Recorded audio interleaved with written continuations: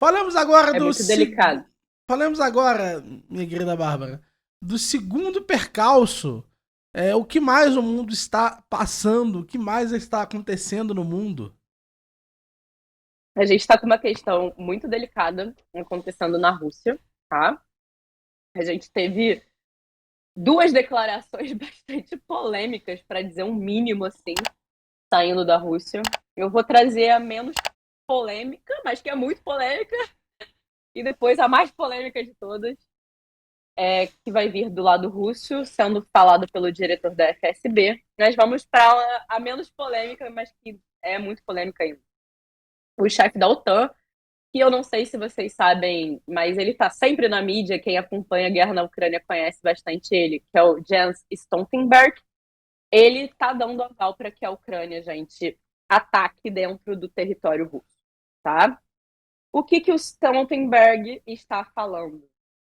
Ele está falando que ao longo de toda a guerra da Ucrânia, ou seja, desde que a Ucrânia foi invadida lá em fevereiro de 2022, que os Estados Unidos era um país que estava contendo a Ucrânia da sua possibilidade defensiva, ele usou essas palavras, defensivas de atacar território russo, tá? Vamos pensar, o Stoltenberg, ele vai sair da liderança da OTAN, tá?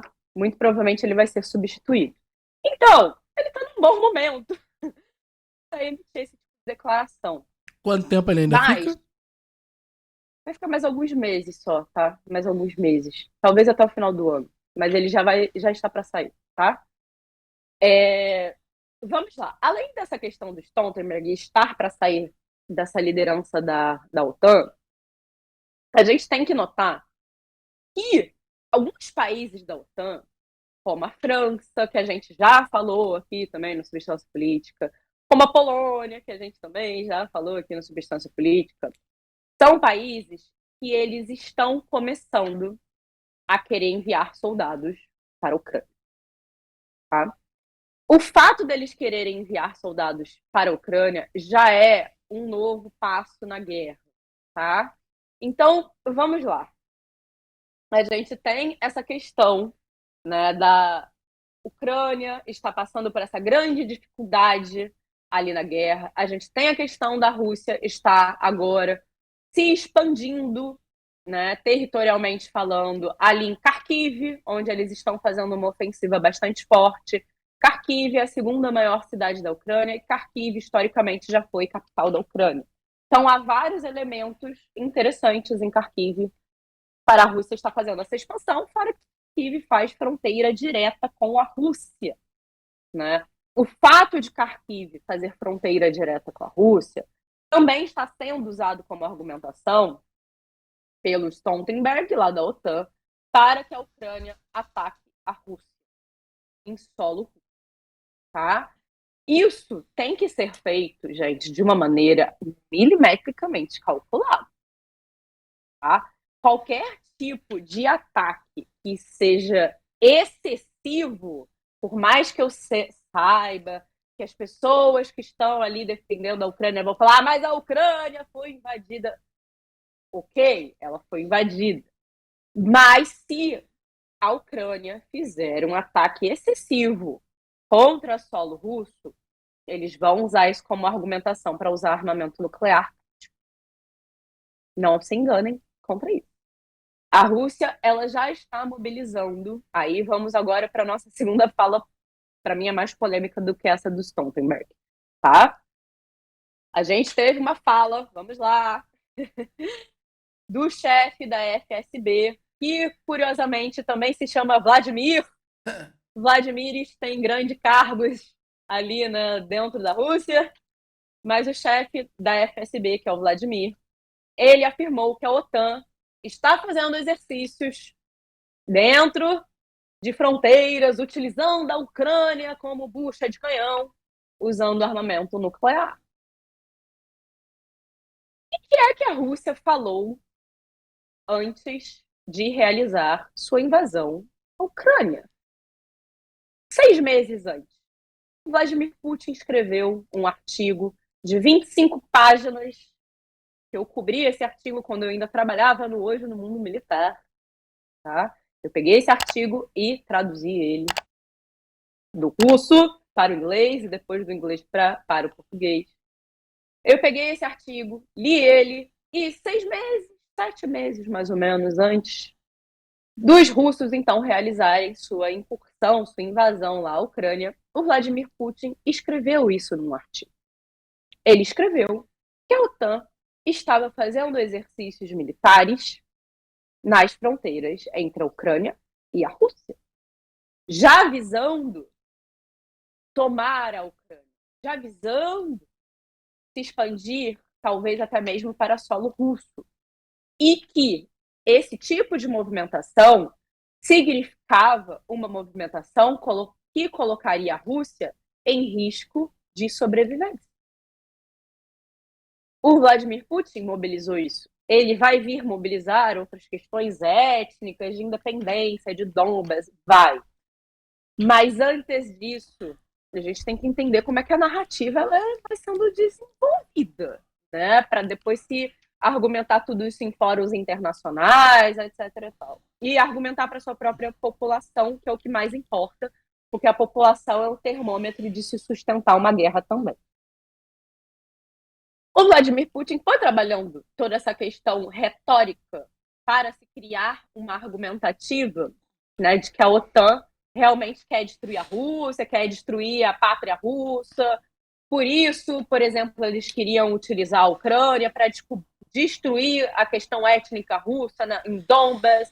Tudo isso foi sendo articulado muito tempo antes. A gente poderia falar desde lá de 2014, com a questão da Crimeia, mas isso realmente foi se aprofundando antes da invasão, de fato, uns 7 meses, 6 meses antes da invasão, tá? Então, é importante que a gente sempre faça esses paralelos para tentar identificar se há uma narrativa similar sendo construída, tá? Porque são pontos de alerta que a gente pode ir criando para realmente colocar aquilo como algo que a gente passe a observar nas análises. Será que a OTAN realmente está fazendo exercício nuclear lá? Não há indícios disso hoje, tá? Por mais que a gente tenha essas falas do Vladimir, lá da FSB, falando isso, não há indícios hoje disso.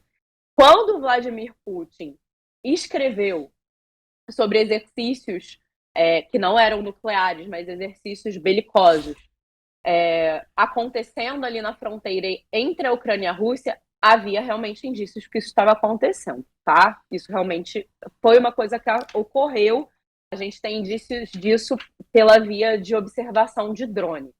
Hoje não há observação de drone a respeito disso, nem mesmo vindo da Rússia. Então, hoje que a gente pode falar que é uma mera retórica, mas é uma retórica perigosa. É uma retórica combinada com essa fala do Stoltenberg, que o próprio chefe da OTAN está dando aval para que a Ucrânia ataque em território russo, combinada com exercícios nucleares sendo feitos na fronteira com a Rússia.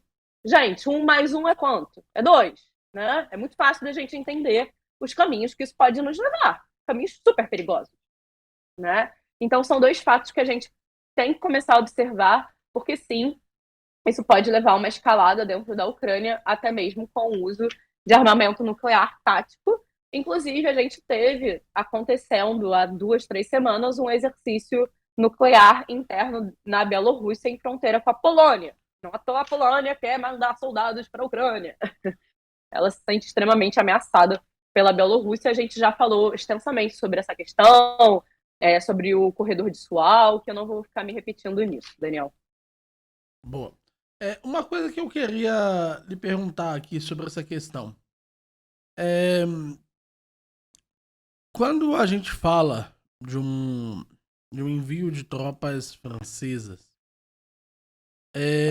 Já foi enviado, inclusive. já foi enviado. Sim. Já estão em operação? Então, o que acontece? As tropas francesas que estão sendo enviadas, hoje elas fazem parte da Legião Francesa. A Legião Francesa, ela é um órgão militar oficial? Sim. Só que ela também não é tão oficial assim, no sentido de não ser ainda um soldado militar francês. A Legião Francesa, ela seria mais uma tropa especial para fazer operações especiais, por assim dizer, como ela já foi mobilizada na África. Ela também recebe pessoas que queiram se recrutar, que não necessariamente são franceses. Então, tudo isso é utilizado para argumentar, para colocar uma menos relevância, né, de que as tropas francesas estariam operando na Ucrânia. E o que acontece? Hoje a Legião Francesa está sendo enviada lá para fazer treinamento de soldado, ou seja, um treinamento de inteligência, de operação, de como operar armas, etc e tal, mas não ainda para operar de fato numa linha de frente, entendeu? Então, por conta dessa questão dela ainda estar sendo utilizada apenas para esse sentido mais operacional, por assim dizer, a gente pode falar que a França já está começando, sim, a ir para a Ucrânia, mas ainda não participando com os soldados. Sim. Tá? Mas eu fico me perguntando, se um soldado desses fosse morto por uma arma nuclear tátil, qual é o efeito concreto de algo do tipo? E não parece algo difícil de acontecer. Principalmente porque, pelo que eu entendi do seu vídeo sobre isso, eles vão ser enviados justamente para as áreas onde eles são mais necessários. Justamente nas Sim, áreas que a princípio seriam mais conflituosas, justamente sim, onde poderia vir a acontecer alguma coisa dessas. sim. É uma questão muito delicada, né? A gente sabe que, assim, hoje, para o artigo 5 da OTAN ser ativado, teria que ter algum ataque russo contra território, Sim. né, específico. Então, o fato de um soldado francês ser levado a óbito dentro da Ucrânia não é um ataque territorial. Essa é a primeira coisa que a gente tem que entender, tá? Então, seria um ataque específico contra uma força francesa, mas que está operando fora do seu território. Sim. Então, quem caberia essa resposta não vai ser a OTAN. A França tomaria uma posição, então, se ela entraria ou não. Há uma tendência para que ela entre? Há uma tendência para que ela Isso muito entre. provavelmente poderia Ou, levar ela a entrar em guerra total com a França, com a sim, Rússia. não sei se uma guerra total, porque isso daria aval para que a Rússia atacasse território francês e a França não poderia mais utilizar o artigo 5 da OTAN. Mas poderia sim levar a uma questão francesa de agora se posicionar com tropas dentro da Ucrânia. E aí isso poderia ir escalando. Tá? Hoje já há uma tendência para que a Polônia também entre. Tá? Cabe a ser ressaltar isso aqui. A Polônia já falou que vai, na verdade, enviar soldados em breve. Vamos ver, é uma tendência forte que ela entre. A gente já comentou isso várias vezes É, sobre a minha maior como a Polônia se preocupação é a sente bomba insegura. nuclear, na verdade, porque eu imagino que uma bomba nuclear que fosse usada contra soldados franceses ou poloneses, em termos de narrativa, seria muito Ah, forte. sim. Sim, com certeza, com certeza. A maior parte da população hoje desconhece o que é uma arma nuclear tática. Eu diria que 99%, na verdade, não tem ideia do que é isso. Então, assim, a propaganda que seria feita em cima seria absurda. Sim. Absurda.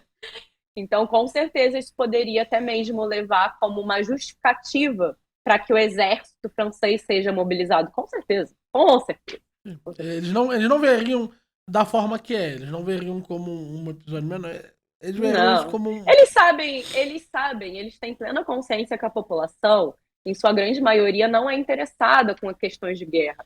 As pessoas, elas estão no seu cotidiano, às vezes vem alguma coisa de política nacional, às vezes se tem alguma questão internacional interferindo na economia, aí elas param para observar, ou se começa algum tipo de mobilização por conta de algum fator, né, social muito forte, eles começam a mobilizar, Viu? influenciadores tentam mobilizar isso, mas num sentido geral, a guerra em si, essas questões conflituosas, elas não estão presentes no cotidiano de uma pessoa comum, de um ser humano médio.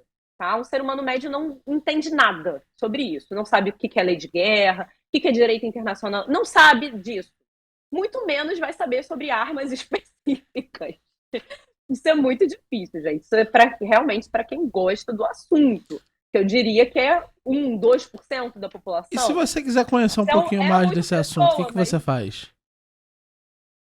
Você pode, né, conhecer a Academia de Estudos Globais, a academia onde eu ensino sobre geopolítica, ensino sobre relações internacionais e sobre teoria militar também.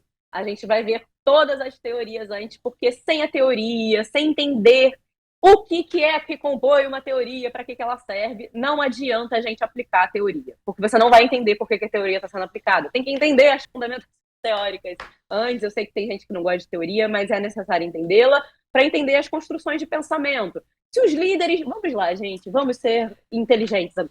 Os líderes políticos, eu não sei se vocês sabem disso, mas eles contratam pessoas que estudaram 20 anos teoria de geopolítica para fazer articulação de política externa. Seria interessante, então, talvez você sabe um pouquinho sobre isso, né? Para entender algumas articulações econômicas, né? O que pode mexer no seu bolso.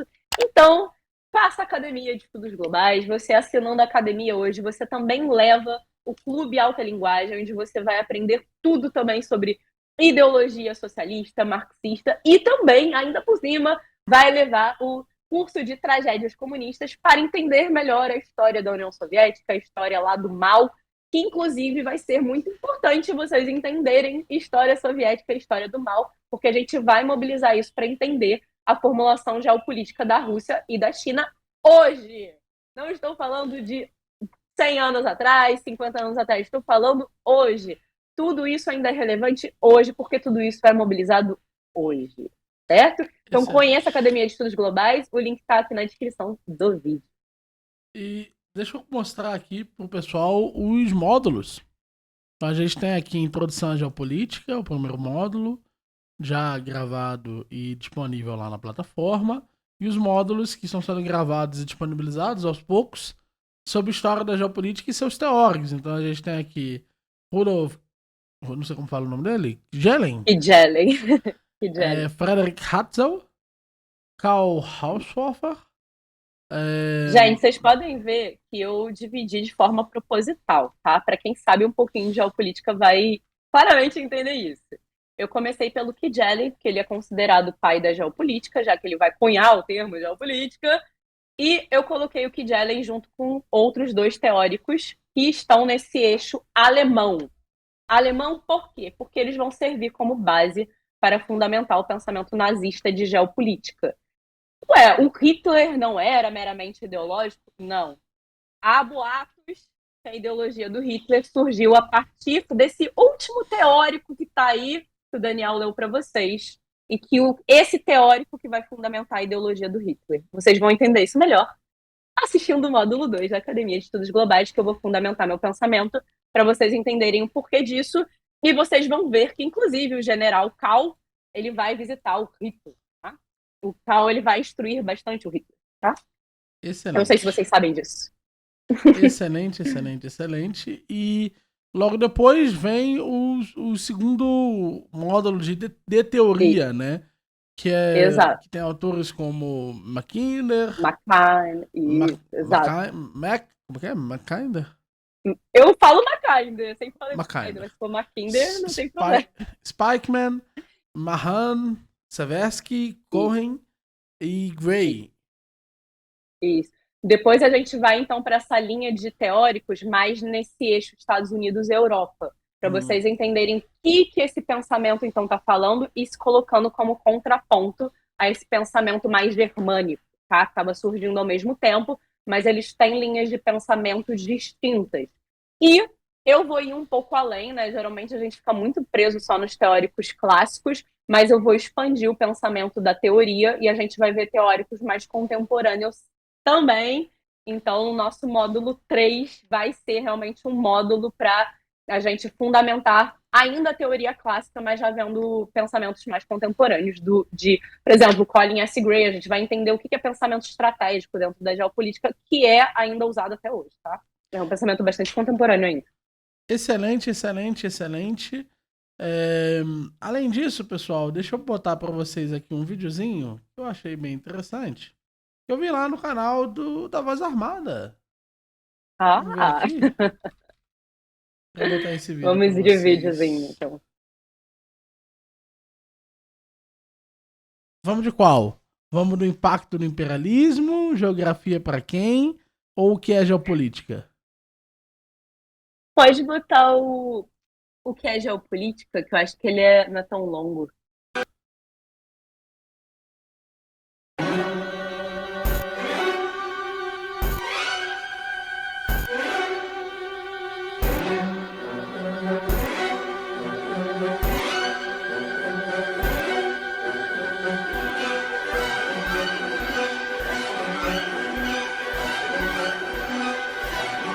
O mundo muda, o mundo mudou e o mundo há de mudar. Essa é uma realidade que a gente precisa enfrentar.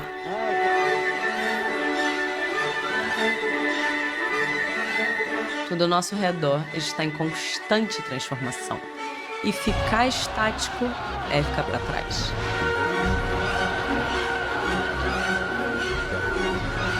O que leva, inclusive, muitos a procurarem um campo da geopolítica é essa habilidade de entender o mundo, entender essas transformações, explicar as diversas questões que nos ameaçam e que tornam, então, o nosso mundo tão incerto. Em seu discurso, Jinping destacou que a China é o principal parceiro comercial brasileiro desde 2009.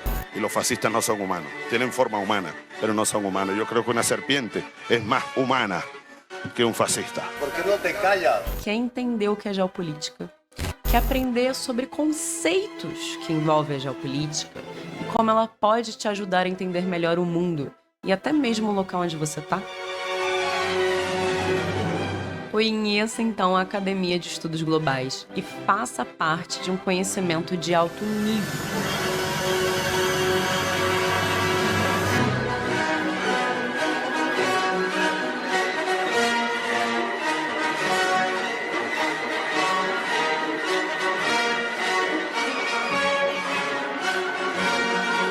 Na academia, nós vamos refletir sobre o que é geopolítica. Palavra essa que pode mudar por completo a sua própria forma de entendimento, que é o mundo.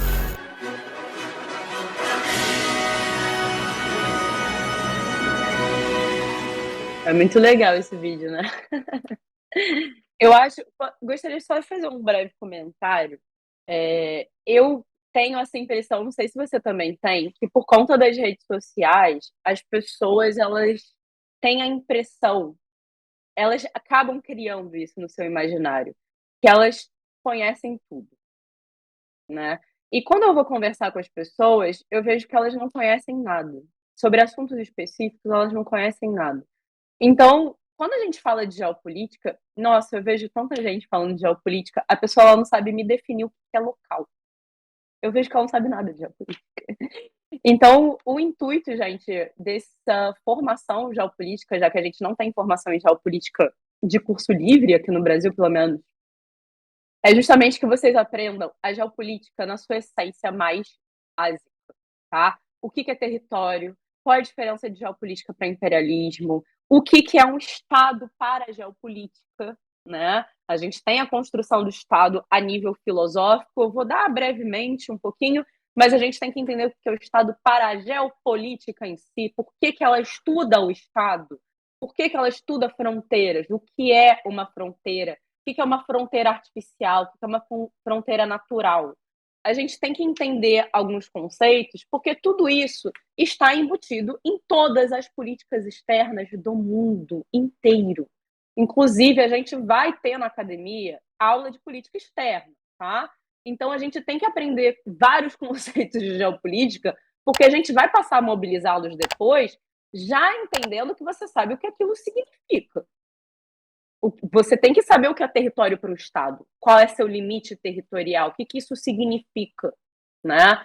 A gente, às vezes, tem a impressão que a gente sabe muitas coisas, porque a gente parece que está ouvindo tanto aquilo que a gente já sabe, e isso é bom, mas não é, mas porque a gente, às vezes, não tem uma profundidade sobre aquilo.